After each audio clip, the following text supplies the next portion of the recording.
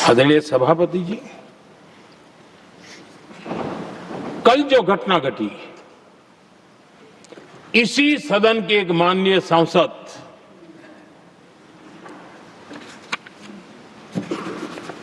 कांग्रेस के शातिर दिमाग जिनका है, ऐसे एक युवराज ने उनको गद्दार कह दिया।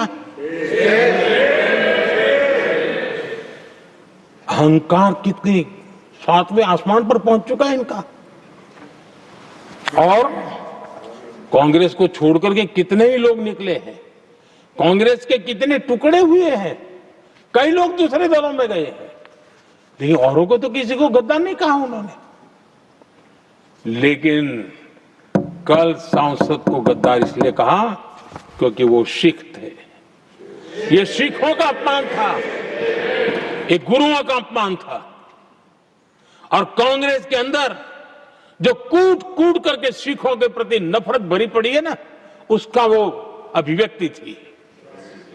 और इसी सदन के माननीय सांसद है वो, और उनको जरा भी दर्द नहीं, वरना आज खड़े होकर के कह सकते थे कि कल जो हुआ इसी सांसद की गरिमा के अनुरूप नहीं था, हमें खेद है, एक शब्द तो बोल लेते। लेकिन सिखों के प्रति उनके मन में जो नफरत भरी पड़ी है, और इसी के कारण उन्होंने कल,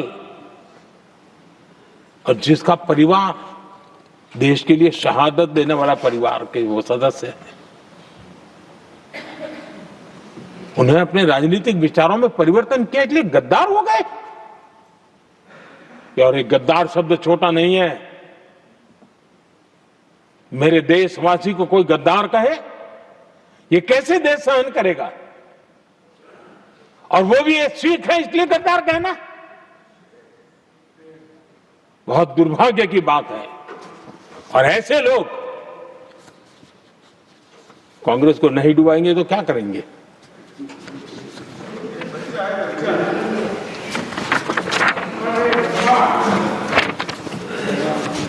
आदरणीय सभापति जी, एक तरफ ये दृश्य है और दूसरी तरफ हमारे सदानंद जी मास्टर का दृश्य है।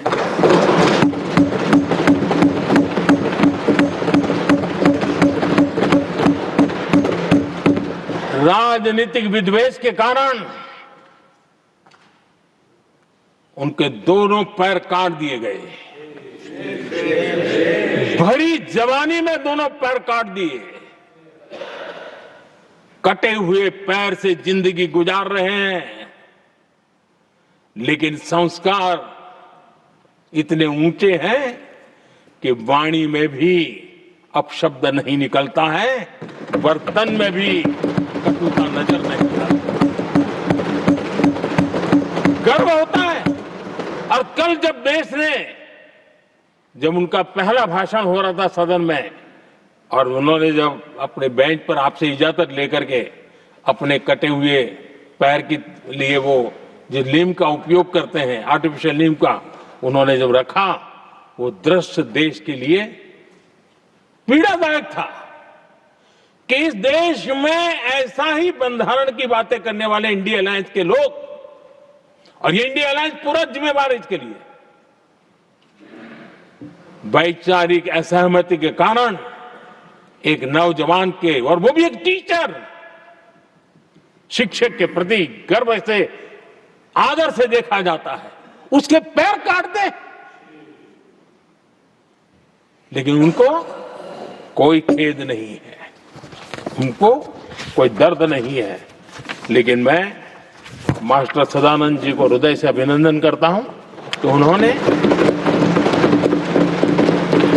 जिस प्रकार से इतनी भयानक हमले के बाद भी देश की सेवा का अपना व्रत जारी रखा, और आज देश की नीति निर्धारण में अंदर अपना योगदान दे रहे हैं। ये गर्व की बात है। और ऐसे लोगों के सहारे हम राजनीति में जीते हैं, काम करते हैं, देश के लिए जीने मरने की प्रेरणा मिलती है। ये संस्कार हमें पाए हैं, ऐसे लक्षावधि कार्यकर्ताओं के तब से पाए हुए हैं। आदरणीय सभापति जी,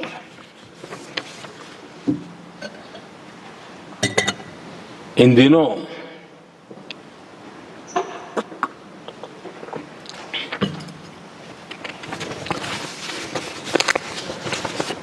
और वैसे कांग्रेस के हमारे साथियों का मुझ पर जरा विशेष प्रेम है, तो स्पेशल प्रेम है। और जब मैं जिम्मेवारी जो मिली है उसके तहत, और जिम्मेवारी न मिलती तो भी देश के लिए जीना तुमने सीखा है। हम विकसित भारत की जमीन मजबूत कर रहे हैं, उसको एक ताकत दे रहे हैं। एक तरफ देश के युवाओं के लिए मजबूत जमीन तैयार कर रहा हूं, तो कांग्रेस मोदी की कब्र खोदने के कार्यक्रम करवा रही है। और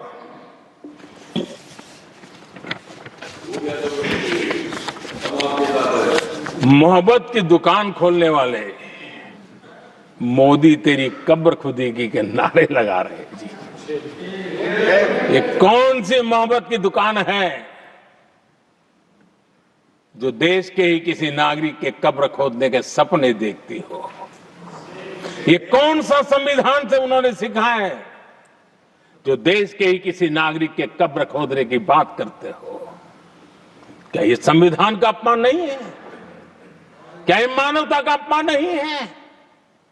क्या ये सार्वजनिक जीवन की मर्यादाओं का अपमान नहीं है? और उनको इसका कोई खेद नहीं है। अगर इसके बाद क्या बयान देंगे? बयान देखो, प्रधानमंत्री राज्यसभा में भी रो रहा था।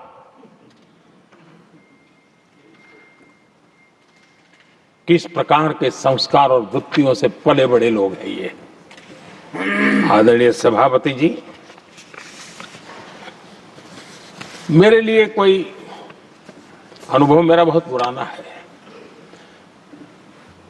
2002 से जब वे विपक्ष में थे तब से, और 2004 से जब वो सत्ता में आए तब से, और 2014 से मैं जब यहां आया तब से, पिछले 25 साल से संसद का एक भी सत्र ऐसा नहीं गया, मोदी संसद का सदस्य नहीं था, एक भी सत्र ऐसा नहीं गया जिसमें इस सदन के अंदर मोदी को गाली देने का काम न किया हो इन लोगों ने। 25 साल। और मुझे किसी ने पूछा था, मोदी जी आपके स्वास्थ्य का क्या राज है? मैंने कहा, मैं डेली 2 किलो गाली खाता हूं।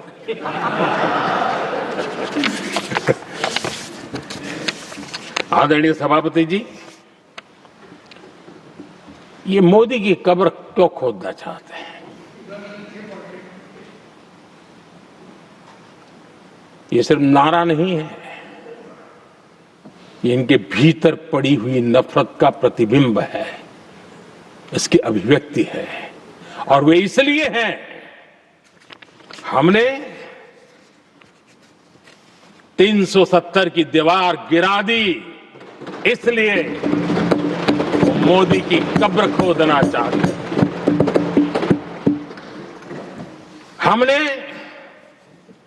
नॉर्थ ईस्ट में बम, बंदूक और आतंक का जो छाया बना रहता था, नॉर्थ ईस्ट में शांति और विकास का राह अपनाई, इसलिए वो मोदी की कब्र खोदने पर सोच रहे हैं। पाकिस्तानी आतंकियों को घर में घुस करके जवाब देते हैं, इसलिए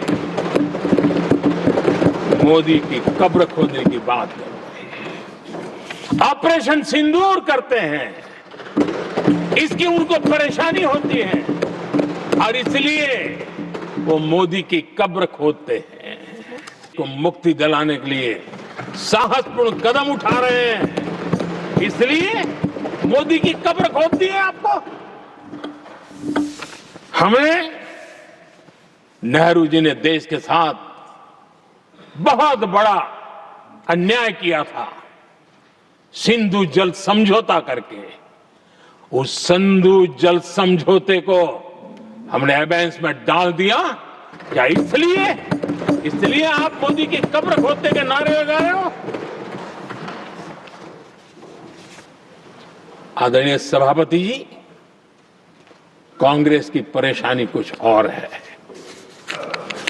ये पचा नहीं पा रहे कि मोदी यहां तक पहुंचा कैसे, और उनकी परेशानी बढ़ती जा रही है कि भाई पहुंचा तो पहुंचा, लेकिन अब तक टिका क्यों है?